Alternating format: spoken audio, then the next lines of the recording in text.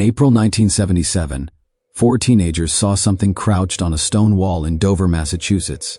Something with glowing orange eyes and skin like wet sandpaper, and every single one of them drew the exact same creature without ever speaking to each other. What they described shouldn't exist, but 3 separate sightings in 25 hours suggest it did. Dover, Massachusetts, 1977. Population, barely 5,000. A quiet, affluent town 15 miles southwest of Boston, known for historical homes, dense woods, and absolutely nothing unusual, until April 21st. The witnesses? Not drifters or attention seekers.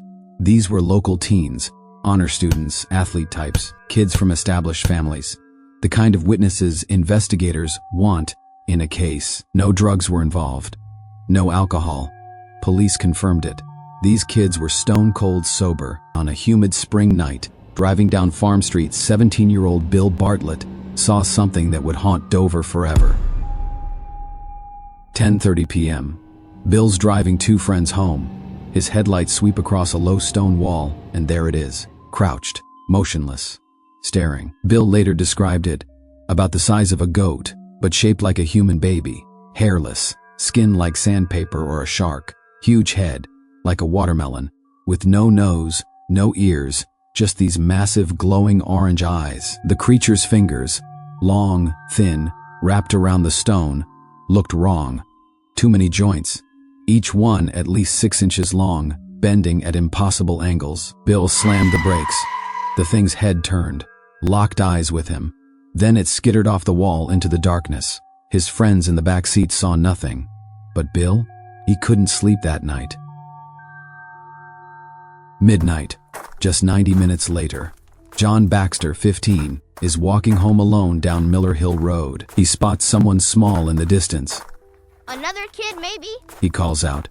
No answer. Figure stops, looks at him, then bolts off the road into the woods. John follows, then freezes. 20 feet away, standing on a rock near Polly's Brook, is something with a figure-8-shaped head, long neck, glowing eyes, monkey-like feet gripping the stone.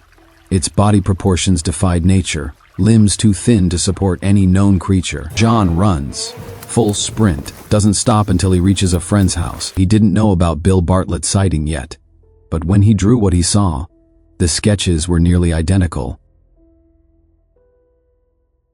The next night, April 22nd, Abby Brabham and her boyfriend Will Tainter are driving on Springdale Avenue. Abby sees it first, crouched on all fours on the roadside. Same bulbous head, same thin limbs. But this time, she notices the eyes aren't glowing. The skin? She described it as beige, rough, hairless, like it was molting. The texture reminded her of rough sandpaper or dried leather. It looked directly at the car, then vanished into the brush. Will saw it too, confirmed every detail. 3 sightings, 4 credible witnesses. Here's what makes this case extraordinary. The witnesses didn't collaborate. They drew their sketches independently, some before even hearing about the other sightings, and they matched. The proportions, the posture, the unnatural wrongness of it. Cryptozoologist Loren Coleman investigated personally. His conclusion? These kids saw something real, but what? Police took it seriously. They searched the woods, found nothing, no footprints, no hair, no scat. Skeptics offered explanations. A moose calf, a baby deer with mange, a dog, even an escaped lab monkey, but none of them fit. Moose don't have orange eyes or hairless skin. Dogs don't crouch like humans, and no lab reported missing primates. The anatomy described was unlike any known animal in North America. Some suggested extraterrestrial, an alien scout or crashed pilot. The glowing eyes, the humanoid but not shape, the sudden disappearance. It fits the 1970s UFO wave. Others pointed to folklore.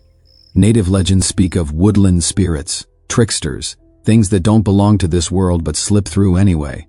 The Algonquian people told stories of creatures exactly like this for centuries. Here's my interpretation. What if Dover sits on a thin place? A geographic anomaly where dimensions overlap. The creature wasn't living in Dover, it was passing through. A traveler caught between worlds, visible for only a moment before the barrier sealed again. Because here's the strangest part, it was never seen again. 48 years later, despite increased population and surveillance, the Dover demon remains a one-time event, which raises the question, was it always there, hiding?